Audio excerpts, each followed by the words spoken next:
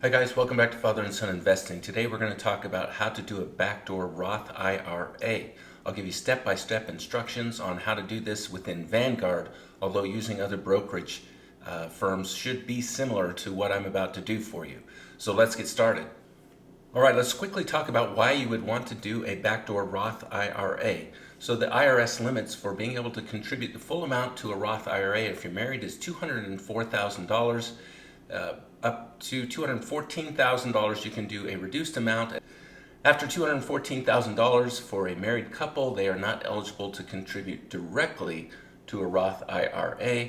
We're going to do the backdoor Roth to get around that. Now if you're single, the limit is $129,000 for the full amount and $144,000 to do the reduced amount, and after $144,000 you're not eligible to contribute directly to a Roth IRA. All right, step one to do a backdoor Roth IRA, first of all, you have to have a traditional IRA. So if you don't have that, you'll have to go ahead and set up a traditional IRA. We already have our traditional IRAs, but essentially in Vanguard, you would click on Start New Account here for IRA, and then it will walk you through the steps. We're not going to do that in this video. All right, so once you have your traditional IRA account, you're going to need to fund your IRA with your contributions for the year. Now you could do that all at once. The limit is $7,000 if you're over 50 or $6,000 if you're under 50 years old.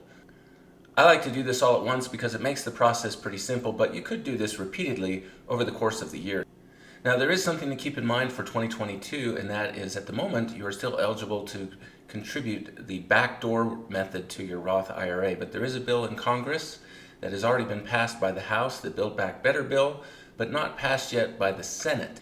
If that bill gets passed in its current version, then the backdoor Roth IRA may get eliminated.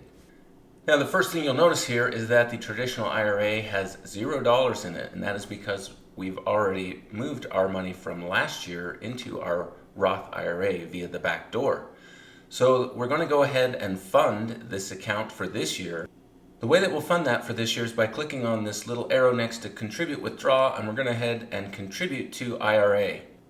Vanguard is really good at keeping track of what you're eligible for. You'll see that we've already contributed our maximum for 2021. So on 2022 so far we've contributed 0, and we're eligible to contribute up to $7,000. I've gone ahead and typed in the full $7,000 and we'll hit continue. It then will ask you where the money is coming from. You can connect your IRA to your own personal bank account, or you can even send Vanguard a check. After you have given Vanguard instructions where the money will be coming from, it will ask you to click on a consent to electronic delivery of fund prospectus. I'm going to go ahead and hit accept because I'm all for saving paper. The last step here to fund your traditional IRA account will just be to review and hit submit. All right, that's it for this. When you're done, it will give you a confirmation number and it will show you just exactly what you did. In the end, we'll see that I have put $7,000 into this traditional IRA account. All right, once you have executed that order to put the money into your IRA, it's going to take a day or two for that to cross over if your account is electronically linked, or if you're sending them a check, it may take a while for that check to reach Vanguard. Nevertheless, once that money has entered your account, the way that we're going to go ahead and move it over to a Roth IRA is fairly simple. Step number one, first of all, you need to have created a Roth IRA account. If you haven't done that yet, you'll go to the Vanguard home screen, you'll click on what we offer, and you will see here IRAs. You would click on IRA and get started. And again, you'll do the same thing here where you click on start your new account. And then it will start asking you how you're going to fund that and walk you through each step, which we are not going to do in this video. So assuming you have already established your Roth IRA account now, we're going to go ahead and do the backdoor part of this, which is really very simple here. The way that you're going to get to your accounts where you can do this is by clicking on Balances and Holdings here in Vanguard. I've already done that.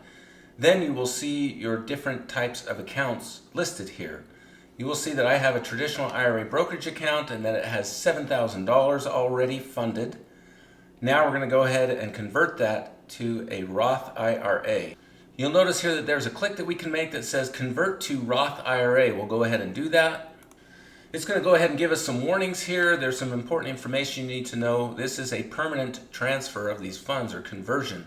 It can't be recharacterized. In the past, it could be that if you found that the tax situation was going to be in your favor not to have contributed to a Roth IRA, you could get that money back out and stick it in a regular IRA. That is no longer possible. So just know that this is a permanent conversion once you make it.